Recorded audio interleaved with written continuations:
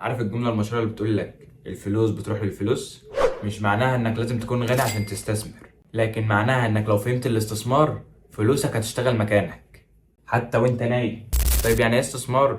وايه هي اشهر انواع الاستثمار؟ وايه هو التداول وعلاقة التداول بالاستثمار؟ وايه الفرق بين التداول والاستثمار؟ واخر حاجة معانا خالص، نصيحة ايه ليك في الاستثمار ده؟ وازاي التداول بيدخل تحت مظلة الاستثمار؟ تعال افهمك ببساطة. الاستثمار ببساطة هو انك تشغل فلوسك او مواردك وتجيب عائد مع الوقت، زي ان فلوسك تبقى محطوطة في الدرج او محطوطة في حسابك البنكي وما بتزيدش، وده اللي هيأثر عليها مع الوقت بنسبة التضخم وفلوسك قيمتها هتقل. تبدأ انت تحطها في حاجة وتستغلها وتشغلها، زي سندات او مشاريع او اسهم او عقارات، او حتى اهم نوع للاستثمار اللي هو انك تستثمر في نفسك وفي تعليمك. الاستثمار له انواع كتير وهبسطها لك في الفيديو ده. اول نوع معانا الاستثمار العقاري، انك تشتري شقة او ارض او حتى بيت وتأجره، او انك تبيعه بعد فترة زمنية بربح اعلى، زي انك تشتري شقة ب 500,000 وتبيعها بعد سنة او اتنين بمليون. تاني نوع معانا الاستثمار في الاسهم، انك تشتري اسهم في شركة وتبقى شريك فيها صغير، تكسب معاها وتخسر معاها. تالت نوع معانا الاستثمار في السندات، هو انك تسلف شركة او حكومة مبلغ معين ويرجع لك بعد سنة او بعد فترة معينة بفايدة. رابع استثمار والافضلهم بالنسبة لي الاستثمار في الذهب، انك تشتري ذهب بسعر قليل وتبيعه لما سعره يزيد.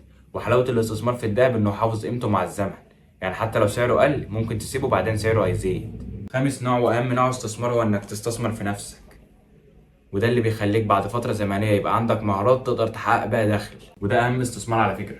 طيب نروح لسؤال تاني خالص، ايه هو التداول؟ التداول هو حاجة مشتقة من الاستثمار، ولكن انت بتشتري بسرعة وبتبيع بسرعة بهدف تحقيق الارباح، ولكن هنا الهدف بتاعك مش مدى طويل ولكن مدى قصير جدا، بوصل في بعض الاوقات لدقيقة او دقيقتين وخمس دقايق، وده غالبا اللي بيبقى على مدى قصير فبتلاقي الريسك بتاعه عالي. طيب ايه هي اشهر انواع التداول؟ اول نوع معانا انك تشتري سهم معين وتبيعه لما سعره يزيد، وفي اسهم بتوزع ارباح سنويه او ارباح شهريه، فدي اللي انا بفضلها. تاني نوع معانا التداول في الفوركس، زي انك تشتري دولار وتبيعه لما سعره يزيد. اخر نوع معانا اللي هو التداول في العملات الرقميه او الكريبتو، زي البيتكوين او الاثيريوم او العملات اللي سعرها بيتقلب باستمرار وناس كتير بتكسب منها، وفي بعض الاوقات ناس كتير بتخسر كل فلوسها فيها. ايه بقى هو الفرق بين الاستثمار والتداول؟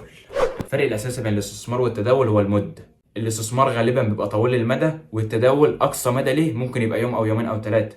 وفي بعض الناس بتشتغل على التداول طويل المدى، وناس بتشتغل في الاستثمار قصير المدى، زي ناس بتشتري الذهب وتبيعه في فترات سريعه جدا في الاستثمار، او ناس بتدخل في التداول وتشتري وتبيع لكن في فتره طويله جدا بتوصل معانا لشهر او شهرين. وتاني فرق ان التداول الريسك بتاعه عالي وفيه عمليات نصب كتير، ولكن الاستثمار اكثرهم امان والريسك بتاعه يعتبر اقل شويه، وبتختلف بين نوع الاستثمار والتداول. تعالى بقى اديك 4 نصايح قبل ما تبدا في اي استثمار منهم. اول نصيحه انك تفهم الاول، اوعى تدخل في اي مجال او اي استثمار غير اما تفهم وتبقى عارف كل الجوانب بتاعته وتقرا فيه، ما تعملش حاجه انت مش فاهمها. تاني نصيحه، ابدا بمبلغ صغير خاصه في البدايه، جرب بمبلغ لو خسرته ما يضركش. تالت نوع معانا وزع استثماراتك، ما تحطش فلوسك كلها في استثمار واحد، دايما نوع استثماراتك عشان تقلل من المخاطره. رابع نصيحه ومهمه جدا، ما تخليش العواطف تتحكم فيك سواء كنت بتستثمر او بتتداول. لازم تاخد كل قراراتك بناء على تحليل وارقام، مش عواطف نهائي. في النهاية الاستثمار مش للناس الغنية بس، هو وسيلة عشان تبني مستقبلك المالي خطوة بخطوة، والاستثمار ممكن يكون فرصتك لو عرفت تتعلم صح. المهم تبدأ صغير وتفهم وتتعلم مع الوقت. لو عايز تعرف أكتر عن أي أنواع الاستثمار وإزاي تبدأ استثمار صح اكتب لي في الكومنت وهنعمل فيديو مخصوص ليك. وبس كده، وما تنساش تشترك في القناة.